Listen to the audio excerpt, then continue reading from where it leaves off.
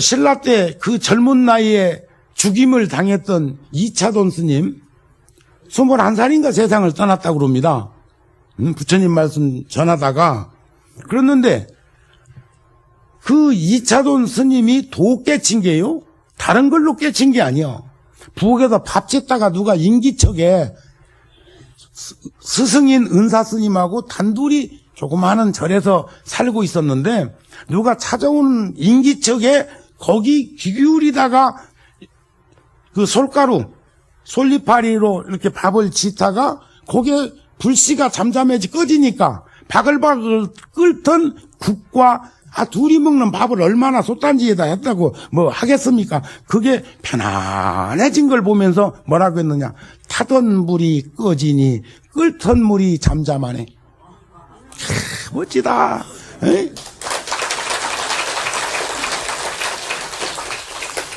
그러니까 말은 그렇게 했지만 내용은 탐진치 삼독이라는 불이 꺼지니 재물욕, 색욕, 식욕, 명예욕, 쾌락욕이라는 오욕락이 죽을듯이 끓다가 잠잠하다 이겨. 여러분들 내 집에서 커피포트에다가 가스불을 얹어놓고 바글바글 끓이면서 그거 불만 끄면 물이 잠잠해질 것인데 또 어디 가가지고 모닥불 같은 거 피워놓고 거기다 자꾸 나무를 얹은다든지 거기다가 기름을 끼얹으면 막 타는데 누가 막 화가 나가지고 막 불 타듯이 막 타고 있는데 거기다가 기름 끼얹는 얘기만 하면서 왜 성질 내냐? 왜 짜증 내냐? 왜 신경질 내냐? 아이고 지는 안 그럴 건가? 중생이 다른 게 뭐 있어? 거기요. 근데 세상을 살아보니까 변화돼 나이 먹는 게 이게 참 이것도 무시 못 하겠더라고요. 과거에는 제가 안경 끼고 색안경 끼고 이런 얘기 저런 얘기 많이 한다고 생각되면 그 사람한테 야야 너 안경 끼고 있어서 그래 벗어봐 제대로 보이지. 근데 요즘은 그런 생각보다는 왜 저 사람이 빨간 안경을 끼고 나보고 화가 났나? 한잔했나? 얼굴이 저렇게 왜 벌겋지? 만일에 그런다면 과거의 정우는 안경을 벗겼다면 요즘의 정우는 안경을 벗기기 전에 내가 어떻게 살았길래 저 사람 눈에 안경 쓴 건 그 사람 허물이지만 어떻게 살았길래 저 사람 눈에 내가 술 먹은 것처럼 보이고 노란 안경 낀 사람에게는 내가 황달든 것처럼 보일까? 이건 내 허물이다. 잘 살아야지. 더 잘 살아야지. 이런 생각이 드는 것은 나이 먹은 탓일까? 아니면 공부가 조금 되어 가고 있다는 탓일까? 지금 그러시네. 나이도 먹고 공부도 되고. 자, 열반은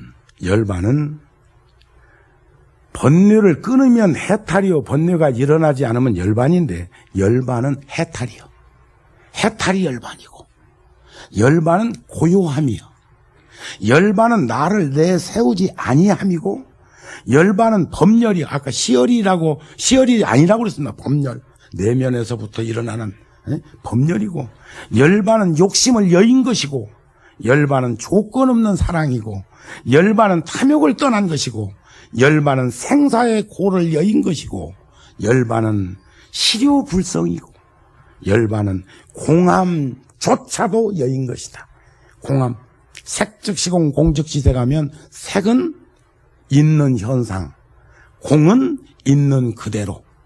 있는 현상과 있는 그대로가 뭐가 다르냐고 우리는 반문했는데 이 대승경전에서는 열반이라는 것은 공함조차도 여인 거라는 거예요. 색즉시공 공즉시색조차도 여여버린 것이 열반이다. 다시 말하면 번뇌를 여의고 나면 그 나머지 경계는 필설이나 언설로 정의할 필요조차도 없다는 거예요. 여러분들 이조말 외정시대 때 유명한 스님들이 많고 많이 계셨지만 내가 이제 지혜에 대한 얘기를 하려고 합니다. 해월 스님이라는 큰 스님이 계셔서 수월 스님도 계시고 해월 스님도 계셨는데 수월 스님은 평생을 집세기를 엮으셨던 스님이라고 그래요.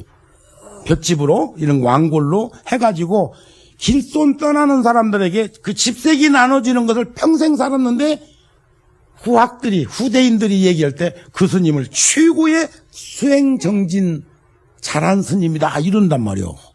그 시안에 평생을 집세기를 삼았는데 어떻게 그 스님을 최고의 스님으로 표현할까? 그 경계를 우리가 볼 수 있어야 됩니다. 느낄 수 있어야 됩니다. 그 스님이 왜 집세기를 삼았을까요? 그 수고로움을 통해서 선정산매를 통해서 반야지혜를 드러낸 건 길손들에게 나눔을 통해서 그분들에게 고마움을 주신 것이 아닐까. 근데 해월 스님은 지혜가 최고래, 지혜. 근데 이 스님이 어떤 지혜를 갖고 계셨는가를 말씀드리자면 절에 시주금 들은 것 같고 가난한 시절에 그 두 스님 다 저기 북한 넘어서 만주 뭐 이런 쪽에 그 우리 조선 백성들이 이주해 와가지고 살고 쫓기고 하던 그런 안타까운 시절에 스님께서 돈이 좀 생기면 그 가난한 이들을 불러서 일을 시키는 거예요, 절에서. 근데 일을 시켰으면은 일을 시켜야 되는데 틈만 나면 오라고 해가지고 참 주고 법문하신다는 거예요. 근데 그 법문이 날마다 똑같다네. 그래 같이 사는 이들이 걱정 안 되겠습니까? 이 가난한 시절에 돈, 인건비 일꾼들 노임까지 주면서 일을 시켜놓고는 일은 안 되게 하니까 스님께서 하시는 말씀이 그냥 주면 자존심이 상해서 받겠나. 지금 굶주리고 있는 전이들에게 줄 수 있는 방법은 그래도 일이라도 시켜야 되는데 내 일 시키면 일거리가 없으면 일을 못 주잖아요. 그러니까 일을 시킨다고 하고 참 그 노임을 주면 그들이 중생들은 이렇게 일을 하다 보면 이렇게 또 뭐 일도 대충도 할 수 있고 그런 거 아닙니까? 막 저진 일처럼 하는 사람들이 몇이나 있겠어요. 그 사람은 도인이거나 바보구나 그래요. 세상이 그렇습니다. 세상 열심히 사는 사람 보니까 나무 회사에 가가지고 그 월급 받는다고 저진 일처럼 하는 사람은 도인이거나 지혜가 출중한 아니면 좀 덜 떨어진 바보구나 이렇게 취급받더라고요.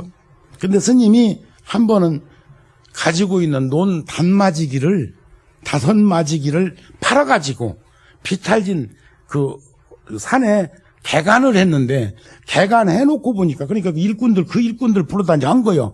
하고 보니까 문전옥답 5마지기를 팔아다가 개간을 했는데 3마지기밖에 안 나온 거예요.